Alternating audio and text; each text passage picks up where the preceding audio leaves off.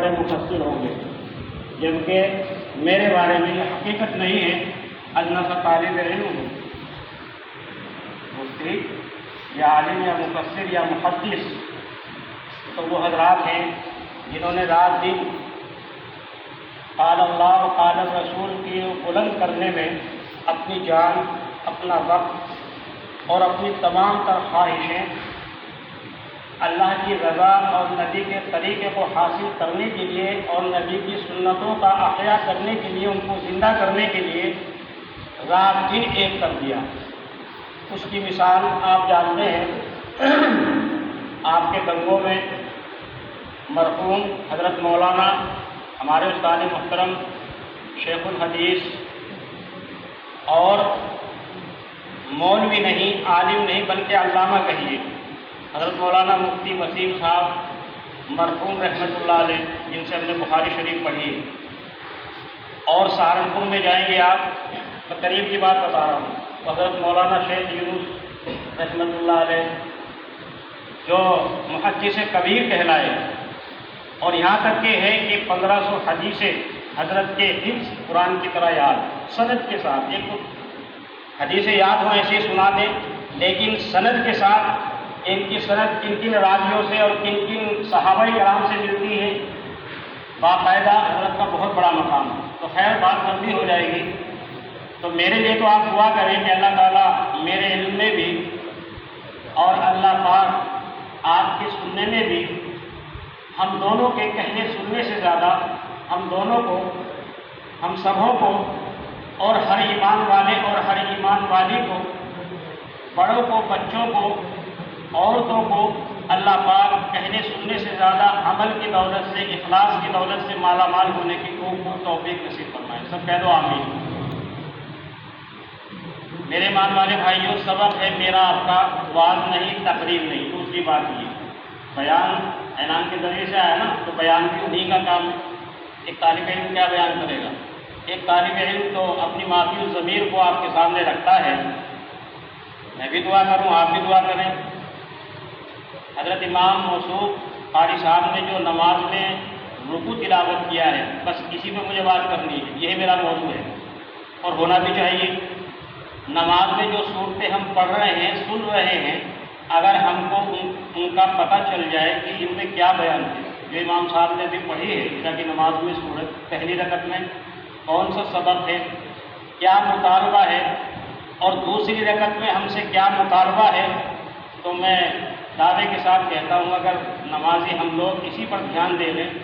تو نماز میں اخلاص پیدا ہونے کے ساتھ ساتھ اللہ کی معرفت حاصل ہو جائے گی ہم سب کو۔ لیکن چونکہ میں آپ سے زیادہ،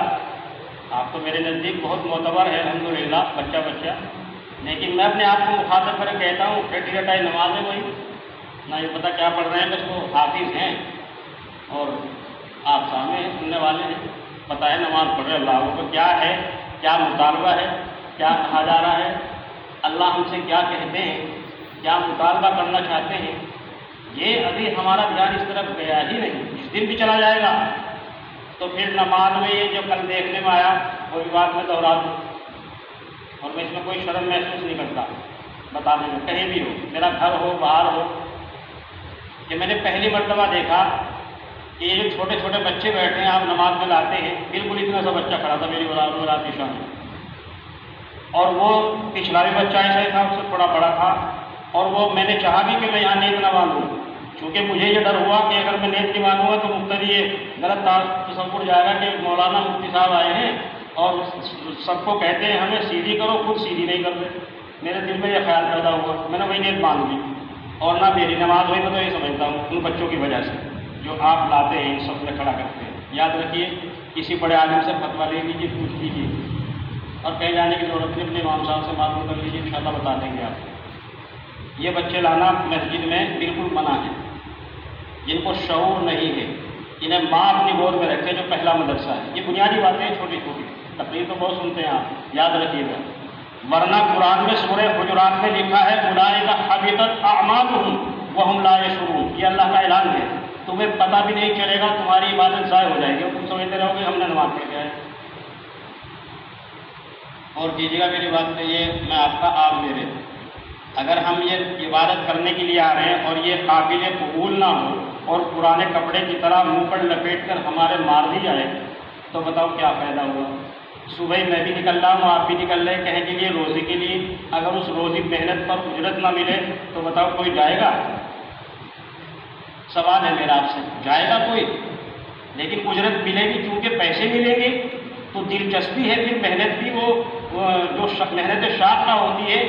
وہ انسان کو پھر شاق نہیں گزرتی، چاہے اس میں کتنی بھی تکلیف ہو۔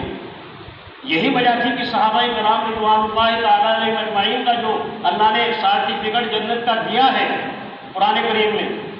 رضی اللہ عنہم ورضوا عنہ، آج کہنا آسان ہے کہ صحابہ کرام ان سے بھی غلطی ہوئی، یہ منہ سے کچھ لوگ معاشرے میں بولتے پھرتے ہیں کہ ان سے بھی تو خطا ہوئی، ہم سے ہو گئی تو کیا ہوگا؟ ارے صحابہ کا مقام کہاں، میں کہاں، آپ کہاں ملا رہے ہیں، کہاں سے کہاں دوڑ ملا رہے ہیں؟ دوسرا بھی تو سکے کا دوسرا رخ بھی تو دیکھیے، اگر گناہ بھی ہو گیا کسی سے تو جب تک اللہ سے معاف نہیں کرا لیا انہیں نیند نہیں آئی، چین نہیں، باقیات شاہدات سنتے رہتے علماء سے، تفسیر کا موقع نہیں، جب تک اللہ سے معاف نہیں کرا لیا۔ اور آج ہم سر سے لے کے پاؤں کو کھڑے سے نماز چھوٹے، قرآن کی تلاوت چھوٹے، بڑوں کا ادب چھوٹے، ماں باپ کی خدمت چھوٹے، پڑوسی کو تکلیف پہنچائے، کسی کا حق مارے، ذرا سی بھی کیوں نہیں سر لاتی ہمارے سروں کو، معاف کیجیے، پھر چھوٹے تو چھوٹے، ہم نے تو 4 رکعت پڑھ لی، بخشے بخشائے ہو گئے، نماز پڑھ لی، جنت کے ٹھیکے دار ہیں۔ صرف نماز پڑھنا ہی نیکی نہیں، یاد رکھیے، صرف نماز پڑھ کر اپنے آپ کو مطمئن کر لیا کہ ہم تو بس بخشے بخشائے ہیں، ہم نے تو 5 وقت کی، جیسی نماز بھی تو دیکھو، وہ نماز تو نہیں ہے ہماری، جیسے آپ صلی اللہ علیہ وسلم نے فرمایا صلو کما رأیتمونی، حدیث کے الفاظ ہیں، نماز پڑھو ایسے جیسے مجھے پڑھتے ہوئے دیکھتے ہو۔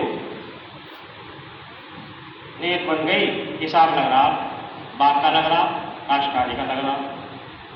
دیکھو جو بات جھوڑ بولو تو مجھے ٹوک دینا ہے کہ نہیں جو میں بیان کر رہا ہوں، یہ اپنے اوپر فٹ کرتے چلے جائیں، بالکل کوئی ہم سے خالی نہیں ہے، یا تو ہاتھ اٹھا دیں آپ۔ وہ حضور نے فرمایا تھا 1400 سال پہلے، پوچھا کہ ایک وقت آئے گا کہ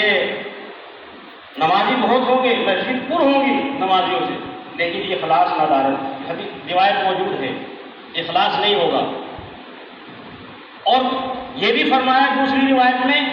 کہ تکالیف اور حادثات اتنا گھیریں گے جیسا ایک ہار ہوتا ہے، ہار جو پہنتے ہیں، تسبیح ہے، تسبیح کا دھاگا ٹوٹ جائے تو لگاتار پے در پہ اس کے جو موتی گرتے ہیں وہ لگاتار گریں گے، اس طریقے سے تمہارے اوپر حوادثات کی بارش ہوگی۔ اور یہ ہو رہی کہ نہیں ہو رہی؟ دیکھ لیجیے، ایک واقعہ سنتا ہے تو دوسرا کھڑا ہے، انسان نکل نہیں پا رہا۔ صحابہ نے پوچھا تھا، سوال کیا، اللہ اکبر، قربان جائیے اس جواب کی، جس کے ہم نام لیوا اور جس کے بارے میں اللہ تعالیٰ خوشخبری دے رہے، پوچھا تھا یا رسول اللہ اس وقت کیا ہم لوگ کم ہوں گے؟ یہ بھی سوال کیا صحابہ نے، فرمایا نہیں، کم نہیں ہوں گے، بلکہ بہت زیادہ ہوں گے، آج سے بہت زیادہ ہوں گے، لیکن کسی میں کوئی جان نہیں ہوگی۔ وہ جو میں نے شعر پڑھا نا بھی، خطبے بار پڑھا نا، اجالا دیتی ہے بجھتے ہوئے چراغوں کو، جہاں جہاں بھی حدیث رسول جاتی ہے، تو وہ بجھتے ہوئے چراغ شاعر نے ہمیں تو کہا ہے۔ اخلاق کے اعتبار سے دیکھ لو، وہ توفیق ہمارے پاس نہیں، ہمارے اخلاق اتنے گندے، اپنے تو اپنے، غیر تو غیر، اپنے بھی نفرت کرتے ہیں، اپنے بھی کٹ جاتے ہیں۔ نماز ہے، تہجد ہے، صلاۃ التسبیح بھی ہے اور تلاوت بھی ہے، لیکن جب بولیں گے تو لٹ مار بات کریں گے، یہ اخلاق نہیں، یہ اسلام نہیں سکھاتا، نہ قرآن میں کہیں بیان ہے، نہ حدیث میں کہیں بیان ہے۔ اسلام کی سچی تصویر بن کر پیش ہو جائیں، جیسے پہلے انبیاء کی جماعت ہے اور پھر صحابہ کی ہے نمونہ، اس کے بعد اولیاء اللہ صلحاء۔ میرے دوستو، جس کی زندگی میں بھی شاید کہتا ہے قرآن اور حدیث کا حکم داخل ہو گیا، ادھر وحی اتری، ادھر حضور نے سنائی کہ میرے اوپر یہ آج حکم نازل ہوا ہے کہ سود کھانا بند کر دو، اب تک تو جائز تھا، وَأَحَلَّ اللَّهُ الْبَيْعَ وَحَرَّمَ الرِّبَا، اللہ نے حرام کر دیا، تو خدا پاک کی قسم قربان جائیے ہستی ہوگی، فوراً بند ہو گئے۔ شراب کا حکم نازل ہو رہا، شراب کی اس سے پہلے خرید و فروخت نازل ہو رہی، خرید و فروخت ہو رہی پوری مدینے کے اندر بھی اور دوسرے ممالک میں بھی، قرب و جوار میں، لیکن روایت اترتی ہے کہ شراب حرام کر دی گئی، منادی ہے، ایک منادی وہاں اعلان کرتا ہے آواز دینے والا، تو آپ نے سنائی ہے بہرحال بیان میں، مجھے تو اشارہ کرنا ہے۔ ایک مدینے کی گلیوں میں شراب اس طرح بہ رہی تھی، جب حکم سنا جیسے کوئی رو آ گئی ہو بارش کی، ریل آ گیا ہو، سب مٹکے پھوڑ دیے گئے۔ اچھا، جو پہلے شراب جو تجارت ہو چکی شراب کی، تو صحابہ نے پوچھا یا رسول اللہ وہ جو ہو چکی ہے یہ تو حکم اب نازل ہو رہا ہے، وہ جو ہم کر چکے ہیں کچھ پیسہ رکا ہوا ہے ہمارا، اس کا کچھ رقم رکی بھی ہے،